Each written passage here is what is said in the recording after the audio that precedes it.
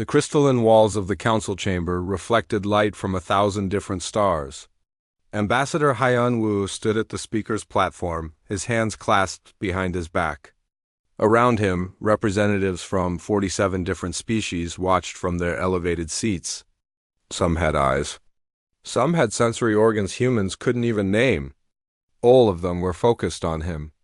Earth requests an expansion of our protected trade routes, Haiyan Wu said, his voice steady.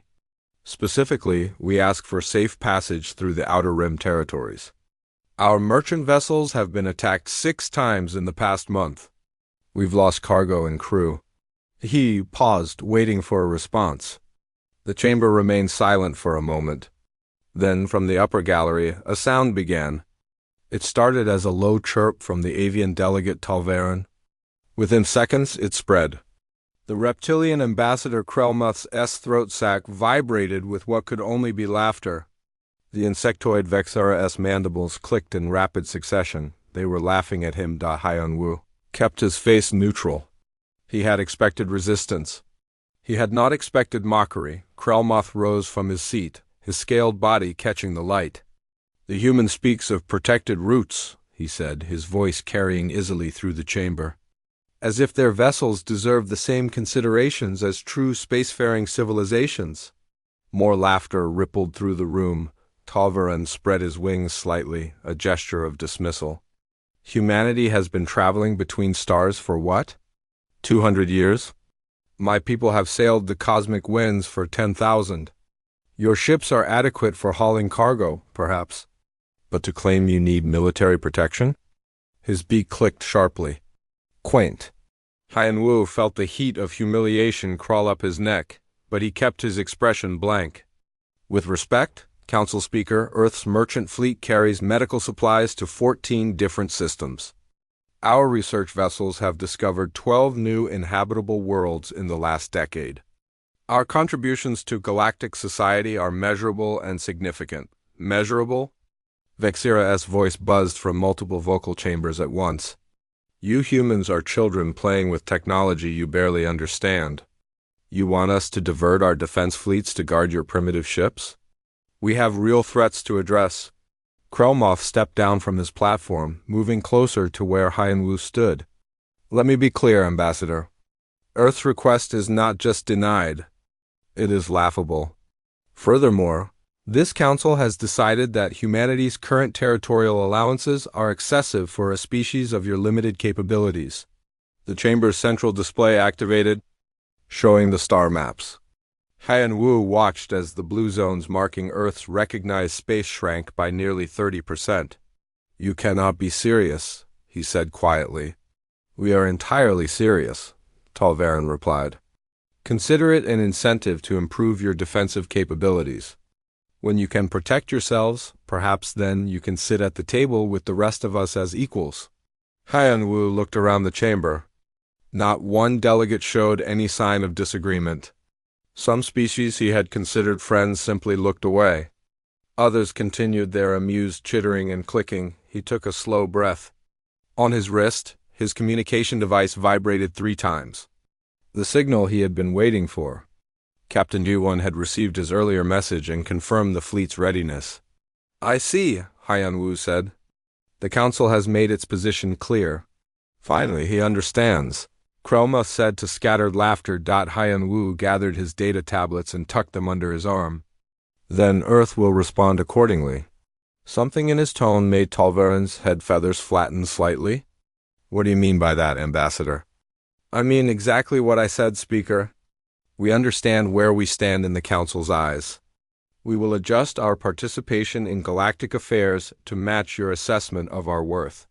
Haiyan Wu bowed slightly, a human gesture of respect that felt hollow now. If there is nothing else, I will return to Earth to deliver the Council's decision to my government. You are dismissed, Talvarin said.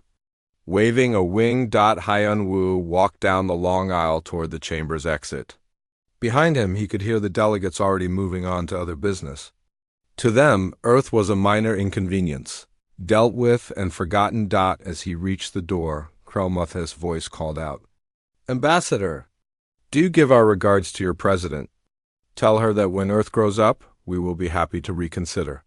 Laughter followed Hyanwu out into the corridor. His escort, a young human lieutenant named Minsu, fell into step beside him. "Sir, are you all right?" "I'm fine," Hyanwu said. "Contact Captain G1. Tell her to initiate protocol exodus." Minsu's eyes widened. "Sir, that's an order, Lieutenant." "Yes, sir." They walked through the station's diplomatic quarter in silence. Around them, aliens of every description went about their business. A Tholian merchant haggled with a Vreen trader. A group of Centauri students laughed at some shared joke. The galaxy went on, unconcerned with humanity's problems. Hyunwoo's shuttle was waiting at the docking bay. As he climbed aboard, he allowed himself one moment of anger. His hands gripped the armrests hard enough to hurt. The pilot, a woman named Yoonji, glanced back at him. "Bad meeting, Ambassador?" "They reduced our territory by 30%, he said, and laughed while doing it. Yoonji's jaw tightened. "Orders, sir." "Take us home." "And Yoonji?" "Make it fast." The shuttle pulled away from the council station. Through the viewport, Hyanwu could see the massive structure growing smaller. Somewhere inside, the delegates were probably already forgetting. Earth existed, they would remember soon enough, his communication device chimed. A text message from Admiral Sunho appeared. All fleet commanders briefed. Civilian evacuation ahead of schedule. We'll be ready within 12 hours. Hyanwu typed back, "Good, make sure nothing is left behind." He settled back in his seat and closed his eyes. The plan had been in place for 3 years, since the last time the Council had dismissed Earth's concerns. Since the time before that, when they had been condescended to like children, President Dayun had been patient, waiting for the right moment. The Council had just given it to them. "Ambassador?" Minsu said carefully. "What happens now?" Hyanwu opened his eyes and looked out at the stars. Now we stop asking for permission. We stop trying to fit into their galaxy." He smiled, and there was no humor in it. "Now we show them what happens when you mistake politeness for weakness." The shuttle jumped to faster than light speed, leaving the council station behind. In 12 hours, the galaxy would wake up to a very different reality, and Earth would finally stop pretending. Commander Velcros of the Tholian Defense Fleet stared at his sensor display and felt his blood run cold. Where 17 human cargo vessels should have been showing on his screens, there was nothing. Just empty space. "Run the scan again," he ordered his sensor operator. "Already running it, sir." Third time. Same result. Velcros leaned forward in his command chair. "Communication with the human convoy?" "No response, sir." Their last check-in was 18 hours ago, standard time. Everything normal. Now they're just gone. This made no sense. Human ships were slow, predictable things. They didn't just vanish. Velcros had been tracking that particular convoy for 3 days as it moved through Tholian space. The ships had been carrying medical supplies to the colony worlds on the rim. Now nothing. Check for debris, wreckage, anything. The sensor operator's tendrils moved rapidly across his controls. "Negative, sir." "No debris field. No energy signatures. No residual heat." It's like they were never here.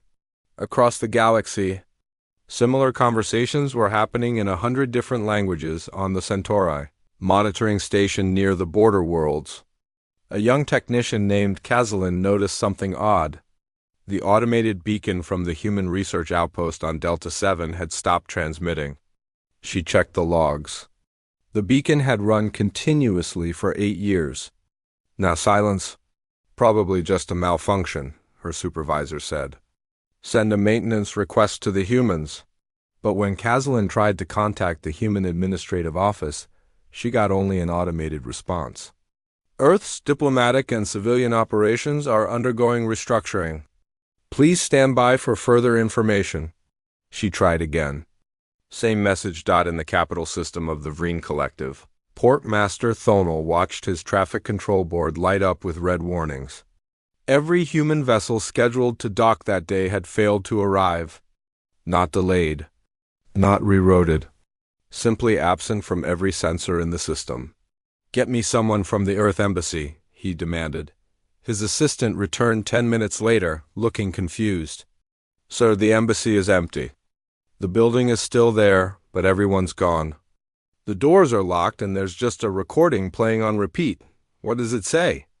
That humanity is restructuring its galactic presence? Thonal's scales prickled with unease. Something was very wrong. Admiral Sung-ho stood on the bridge of the EDF Indomitable, watching the last of the civilian transports make their jump to faster-than-light speed. Around him, the fleet that had defended Earth for 50 years was completely assembled for the first time in a decade. 300 warships, 500 support vessels, 1,000 cargo haulers carrying everything humanity needed. Last civilian ship away, Admiral, his first officer reported. And the military assets? All personnel evacuated from the forward bases. Automated systems are scrubbing the facilities now. In 6 hours, there won't be any trace of human technology left behind. Soho nodded. Communications? All embassies have been evacuated. Diplomatic staff are aboard the transport ships. We've left the automated responses as planned. And Earth itself? Defensive platforms are powering down. The Ogata shipyards have been broken down and packed. The last construction crews are boarding now. It was really happening. Humanity was leaving, not fleeing, not retreating. Simply stepping away from a game they were tired of playing. Do we have confirmation from all fleet elements? Sung-ho asked. Yes, sir. Every human vessel in known space has checked in. We're all here. The officer paused. Sir, some of the civilian captains are asking questions. They want to know if this is permanent. Tell them that depends on whether they want to keep begging for scraps from people who think we're primitives, Sung-ho said. We're going somewhere we'll be judged by what we can do, not how long we've been doing it. His communication officer looked up. Admiral, we're receiving priority messages from multiple alien governments. The Tholians want to know where their medical shipments are. The Centauri are asking about the research data from Delta 7. The Vreen are demanding we honor our dock schedules. Send them all the same response, Sung-ho said. Humanity is restructuring its galactic presence. Further information will be provided when available. That's not going to satisfy them, sir. It's not meant to. On the planet below, the last of Earth's population was already gone. Not the whole species, of course. 10 billion people couldn't move overnight. But everyone who wanted to come on this journey, everyone who believed in what President Daiyun was trying to do, they were aboard the ships now. Those who stayed behind would maintain Earth as a homeworld. But the rest of humanity was going somewhere new. Somewhere they wouldn't have to ask permission to exist. Dr. Young-mi reviewed the final intelligence reports from her station aboard the science vessel Discovery. She had been Earth's chief xenopolitical analyst for 12 years. She had watched the Council dismiss humanity's concerns over and over. She had written report after report showing how Earth's contributions held the galactic economy together, and watched those reports be ignored. Now she was writing one final message to an alien colleague. A Centauri professor she had worked with for years. Someone she almost considered a friend. Professor Kelvin, she wrote, you asked me once why humanity kept trying so hard to please the Council. Why we always seemed to be seeking approval. I told you it was because we valued cooperation. That was partly true, but the real reason was that we were buying time, learning, preparing. You wanted us to know our place. Now we'll show you where we actually belong. Not beneath you, not beside you, beyond you. Good luck without us. You're going to need it. She sent the message and deleted her contact database. No reason to keep it anymore. The fleet began to move. Not all at once. That would have been too obvious. Instead, they slipped away in small groups, each taking a different route. All heading to the same destination. A destination no other species knew existed. By the time the galaxy's monitoring stations realized what was happening, it was too late. Humanity was gone. Every ship, every outpost, every diplomatic mission, 18 hours after Ambassador Hyun-woo had left the council chamber in humiliation. There wasn't a single human. Vessel left in monitored space. The automated messages played on repeat at every former Earth facility. Humanity is restructuring its galactic presence. But there was one message that played only once, broadcast on every emergency frequency at exactly the same moment. Captain Bo Ram, from her position aboard a stealth reconnaissance ship, delivered it herself. To the Galactic Council and all member species. Earth doesn't need your permission. We never did. We were doing you a favor by participating in your systems. Consider that favor withdrawn. If you want to find us, you're welcome to try. But you'd better bring better sensors than the ones that couldn't even track our cargo ships. This is Captain Bo Ram of Earth Defense Forces. We're done asking. We're done explaining. We're done pretending your mockery doesn't matter. Find your own medical supplies. Protect your own trade routes. Build your own jump gates. You called us primitives. Let's see how advanced you are without us. The message ended, and across the galaxy in 1,000 different command centers, the same realization began to dawn: humanity hadn't been conquered. They hadn't been driven away. They had simply chosen to leave, and nobody knew where. They had gone, 3 days after humanity vanished. The galaxy began to break. Merchant Captain Darix sat in his ship's cargo bay and counted his losses. He had built his shipping business over 30 years, moving luxury goods between the core worlds and the outer colonies. It had been profitable, reliable work. Now he was staring at bankruptcy. The Vreen are refusing to honor the contract, his first mate said. They say without the human transport network they can't get the raw materials to their factories. If they can't manufacture the goods, they can't sell them to us. Dalrix felt his stomach sink. What about the Centauri suppliers? Same problem. They relied on human ships to bring in the components they needed. The humans also provided the navigation data for the safe routes through the nebula clusters. Without that data, the shipping time doubles and the risk triples. So we can't get products from the Vreen, and we can't get supplies from the Centauri.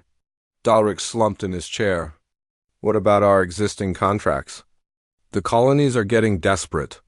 The human medical shipments haven't arrived. They're facing disease outbreaks without the vaccines and medicines Earth was providing. They're canceling all non-essential orders. Dalrix had never thought much about the human ships. They were just there, moving through space with their slow, steady vessels. Background noise?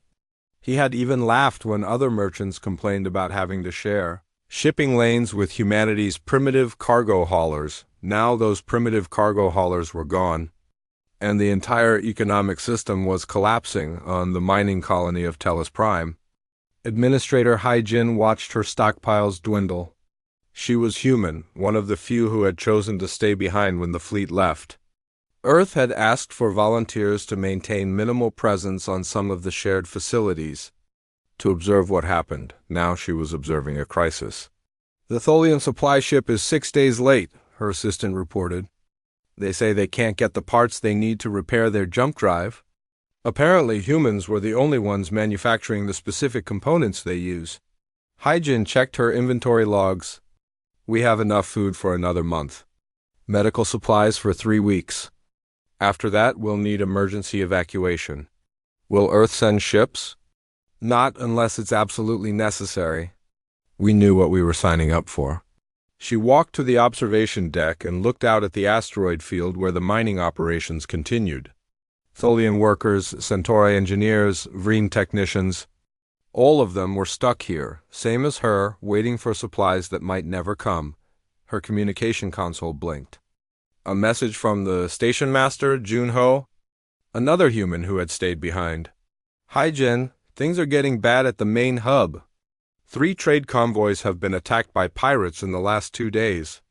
The routes that human patrol ships used to cover are completely undefended now. The council members can't agree on who should provide security. Everyone wants someone else to do it. She typed back. How long can you hold out? 2 weeks, maybe. Then I'm leaving whether Earth sends a ship or not. I'll steal a shuttle if I have to. Hai-Jin understood the feeling in the council chambers. Speaker Talvarin was having the worst week of his long political career. The emergency session had been going for 6 hours and they were no closer to a solution. The humans provided 40% of all medical transport in the galaxy, a Centauri delegate was saying. 40%. How did we not know this? Because we didn't care to know, Vexira buzzed angrily. We dismissed them as primitive cargo runners. We never analyzed how much of our infrastructure depended on their services. Krelmoth's scales had lost their usual luster. The mining operations in Sector 7 have completely shut down. The human ships were the only ones small enough to navigate the asteroid fields safely. Without those minerals, our shipbuilding capacity drops by 60%. A Vreen representative stood. Our communication networks are failing. The humans maintained the relay stations in the dead zones. They were the only ones willing to do the tedious maintenance work. Now those relays are going offline one by one? Talvarin felt a headache building behind his eyes. What about the navigation data? Gone, said a Tholian military officer. The humans had mapped safe routes through half the dangerous regions of space. Jump points, gravity wells, radiation zones. They shared that data freely with everyone. Now we're having to rediscover it all, and ships are getting lost. Lost? Talvarin repeated. 3 vessels in the last 2 days. They tried to jump through what they thought was clear space. Turns out the humans had updated the charts to show a new gravity anomaly. Without those updates, the ships jumped right into it. The council chamber erupted in arguments. Everyone had a crisis to report. Everyone wanted someone else to fix it. Talvarin finally slammed his wing down on the speaker's podium. Silence? The room gradually quieted. We need to contact Earth. Immediately. We need to negotiate their return. We've been trying, Vexira said. The automated messages are all we get. No human will respond directly. Then we find them, Talvarin said. We send scout ships to Earth itself. We tried that, Krelmoth admitted quietly. The scout ships can't get close. There's some kind of defense network around the Sol system that wasn't there before. Our ships are turned back before they can even enter the outer planetary orbits. Defense network? The humans didn't have that kind of technology. Apparently they did. They just never showed it to us. The implications of that statement hung in the air. How much else had humanity been hiding? A junior delegate raised a tentacle. There's something else. We've been monitoring the pirate activity in the frontier regions. It's increased by 300% in the last 72 hours. How is that possible? The human patrol ships were preventing it. We never noticed because the pirates just weren't there. The humans were dealing with them quietly, efficiently, without fanfare. Now those ships are gone and the pirates are flooding back in. Talvarin felt his feathers droop. What have we done? On a remote trading station, Station Master Junho prepared his final report. He had maintained this hub for 7 years, facilitating trade between a dozen different species. Now the station was nearly empty. Ships weren't coming anymore. Without the human transport network, there was no point. He recorded his message carefully. This is Station Master Junho, final report from Trading Hub 779er. As of today, traffic through this hub has dropped by 85%. The remaining ships are requesting routing information we no longer provide, repairs we can no longer perform, and cargo transfers we can no longer facilitate. The species that called us primitive didn't realize we were the ones holding their civilization together. We built the roads they traveled on. We maintained the systems they relied on. We did it quietly, efficiently, without demanding recognition. And now they're learning what happens when those roads disappear. He paused, looking around the empty control room. I've received my orders from Earth. I'm shutting down this facility and returning home. To everyone who used this station over the years, you're welcome for our service. Let's see how far you get without us. Junho out. He initiated the shutdown sequence and walked to his shuttle. Behind him, the lights in the trading hub went dark one by one. Across the galaxy, the same scene played out. Human facilities going dark. Human services stopping. Human expertise vanishing. The species that had mocked Earth at the council were learning a hard lesson. Sometimes the most important people in the room are the ones everyone takes for granted. And sometimes, when you mock those people long enough, they stop caring if you sink or swim. The galaxy was sinking and humanity was nowhere to be found. 2 months after humanity vanished, the council delegation finally found them. Speaker Talvarin stood on the bridge of his flagship, staring at the coordinates Earth had finally provided. They were beyond the galactic rim, in the deep dark between galaxies where no civilized species bothered to explore. "Are we certain this is correct?" he asked. The navigation officer checked again. "Yes, Speaker. The coordinates are verified. We're approaching the location now." Beside Talvarin stood Krelmuth, Vexira, and delegates from 15 other species. All of them had come on this desperate mission. The galaxy was tearing itself apart without humanity's infrastructure, and they needed Earth to come back. They needed to apologize, to negotiate, to beg if necessary. Dropping from faster-than-light speed in 10 seconds, the pilot announced, the ship slowed, and the view screen activated. What they saw made every delegate fall silent. "By the ancestors," Talvarin whispered. Space before them was full of human ships. Not the slow cargo vessels they remembered. These were massive construction platforms, each one the size of a small moon. Around them, thousands of smaller vessels moved in perfect coordination, and beyond the ships, the stars themselves were disappearing. "What are they doing?" Krelmuth asked, his voice barely a whisper. The science officer was frantically scanning. "They're building Dyson swarms, sir. Multiple systems. They're surrounding entire stars with energy collection platforms." "That's impossible," Vexera buzzed. "That level of engineering takes thousands of years to develop." "Apparently not," the science officer said. "I'm detecting at least 7 complete swarms and 15 more under construction." A communication request came through. A human face appeared on screen. Fleet Admiral Taeyang looked at them with calm, measuring eyes. "Speaker Talvarin, we've been expecting you." Talvarin found his voice. "Admiral, we've come to negotiate. Have you?" "It wasn't a question. Please, follow my ship. There's something we'd like to show you." The human vessel that approached was nothing like the cargo ships the council remembered.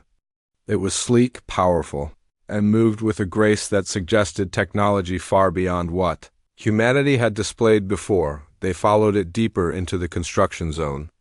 Everywhere they looked, there were marvels. Massive ring structures orbiting gas giants, generation ships that could hold millions, defense platforms that made the council's best weapons look like toys. "How?" Talvarin finally asked. "How long have you been building this?" Taeyang smiled slightly. "We started serious construction about 50 years ago. Planning phases went back another century. We've been working out here, beyond your sensor range, learning and building while you dismissed us as primitives. But your ships in council space were exactly what we wanted you to see," Taeyang interrupted. "Old designs. Proven technology. Nothing that would make you look at us as a threat or a competitor. We needed you to underestimate us." "Why?" Krelmuth demanded. "Because we were studying you. All of you. Learning how your governments worked, how your economies functioned, how your military forces operated. We integrated ourselves into your systems deliberately, quietly, so you wouldn't notice how dependent you were becoming on our services." The delegation was led to a massive space station that hung in the darkness like a small moon. As they docked, they could see through the windows into enormous chambers where humans worked with technology that shouldn't exist. Engineer Hay-One met them at the airlock. She was young, probably in her 30s, but she carried herself with absolute confidence. "Welcome to Sanctuary Station," she said. "Would you like a tour?" They walked through corridors that hummed with power. Hay-One explained casually, as if discussing the weather, how humanity had developed faster-than-light drives that were 3 times more efficient than the Council's best models. How they had cracked fusion power generation at scales previously thought impossible. How their material science had advanced to the point where they could build structures that would last millennia. But how did you hide this? Vexira asked. Your planets, your research stations, surely we would have detected something. You would have if we'd done it in your space, Hay-1 agreed. But we didn't. We built out here. We moved millions of people over decades, quietly, disguised as normal colony missions. The ships you saw in Council space were the distraction. The real work happened where you weren't looking. She led them to an observation deck. Below, through a massive window, they could see a construction yard where ships were being built. Not dozens, hundreds, thousands. These are colony ships, Hay-1 explained. Each one capable of carrying 1 million people in suspended animation. We're preparing for a journey beyond this galaxy. Beyond the galaxy? Talvarin felt dizzy. That journey would take thousands of years. 10,000, give or take, Hay-1 said calmly. We have the technology to make it work. Suspended animation, automated systems, generation ship backups. It's ambitious, but we're patient. Admiral Taeyang joined them at the window. You asked why we hid our capabilities. The truth is simple. We tried joining your civilization as equals. We offered our services, our expertise, our friendship. And you laughed at us. You called us primitive. You reduced our territory and told us to come back when we'd grown up. We were wrong, Talvarin said quickly. We see that now. The galaxy is falling apart without you. We need you to come back. Do you? Taeyang walked to a control panel and activated a holographic display. It showed the galaxy with red zones marking areas of crisis. There were a lot of red zones. Tell me, Speaker, why should we care? Why should we return to a civilization that treated us with contempt? Because we're dying, Krelmuth said bluntly. Trade routes are collapsing. Colonies are starving.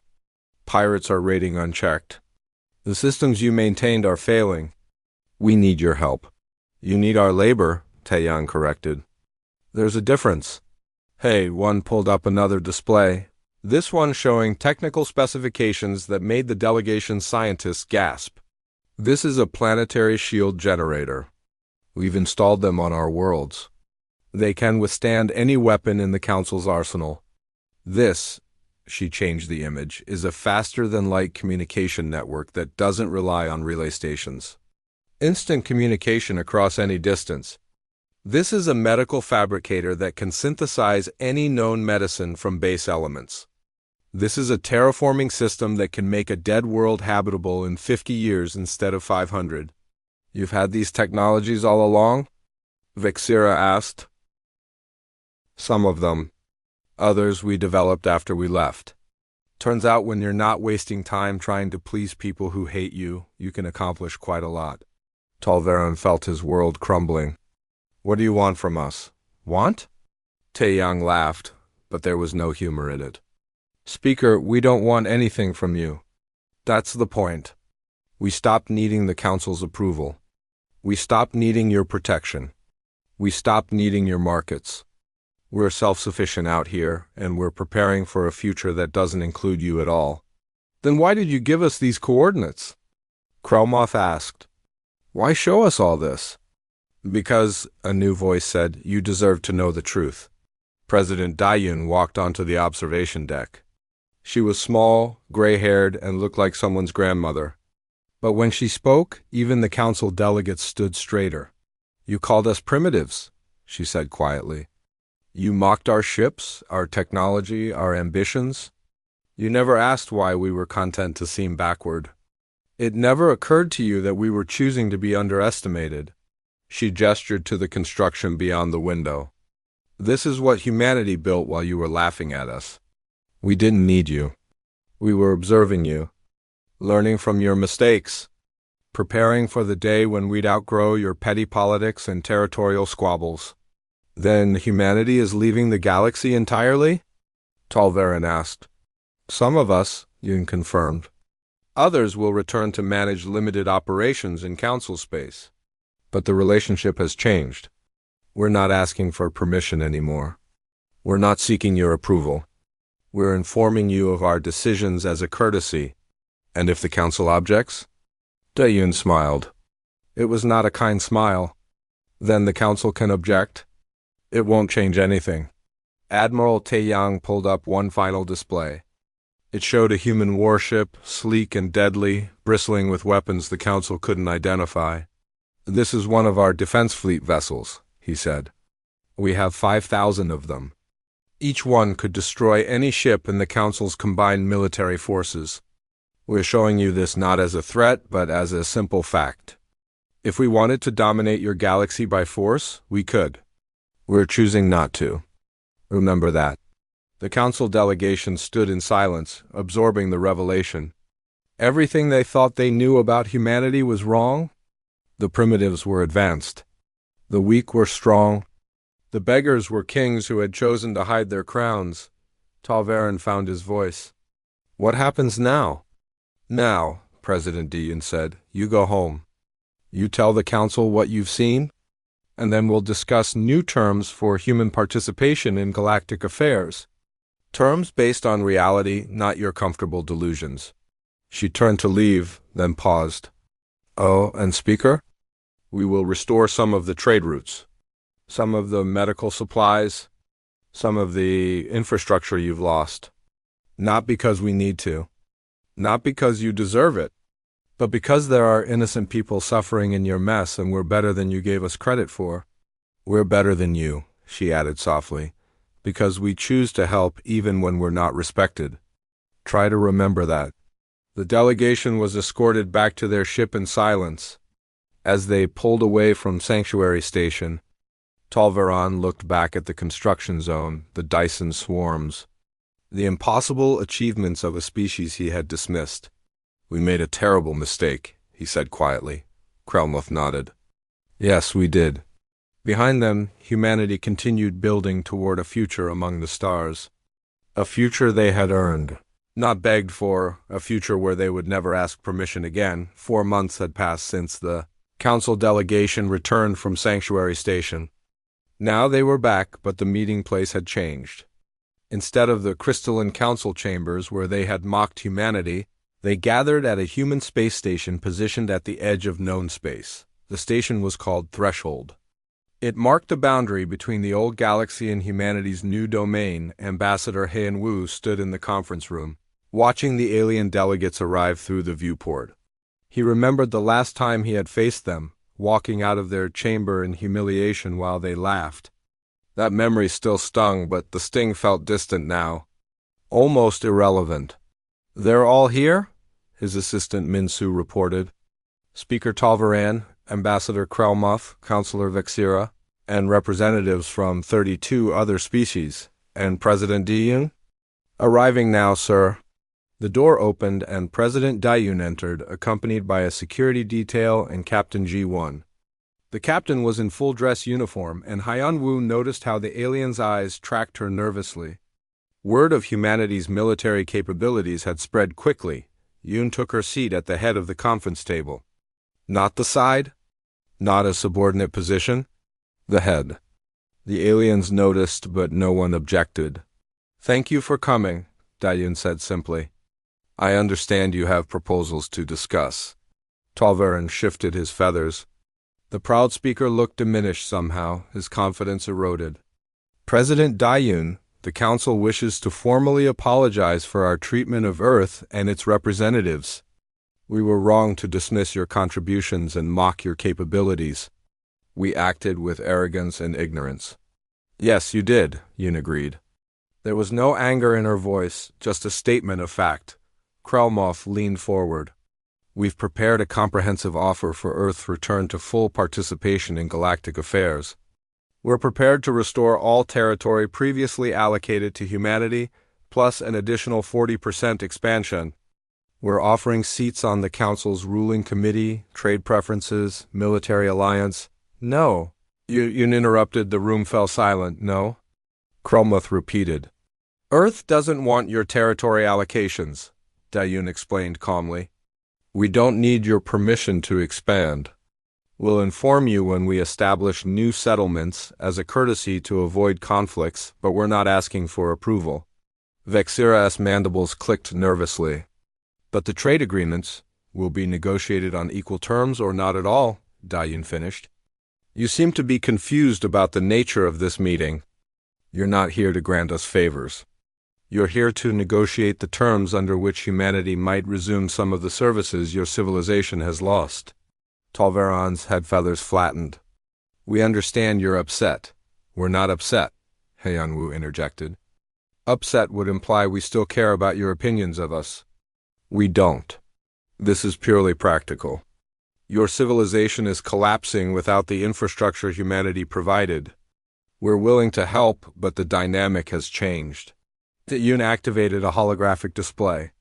It showed star maps, trade routes, and resource networks. Here's what Earth is prepared to offer. We will restore medical supply runs to 30 systems. Not all of them, 30. The ones with the highest population density and greatest need. We will resume cargo transport on 12 major routes. We will provide updated navigation data for critical passages. We will station limited patrol forces in 3 frontier sectors to curb pirate activity. Limited? A Tholian delegate asked. The pirate attacks have quadrupled since you left. Then I suggest you increase your own patrols, Captain Zhuan said coolly. Earth is not your security force. But you have the ships. Yes, we do. Ji-Won stood and walked to the viewport. With a gesture, she activated an external camera. The screen showed space outside the station, where the council delegates' ships were docked. And surrounding those ships, in perfect formation, were human vessels, not the old cargo ships. These were the new generation. Sleek, powerful warships that made the aliens' military escorts look like antiques. We have 5,000 ships of this class, Ji-Won said. Each one carries enough firepower to level a planet.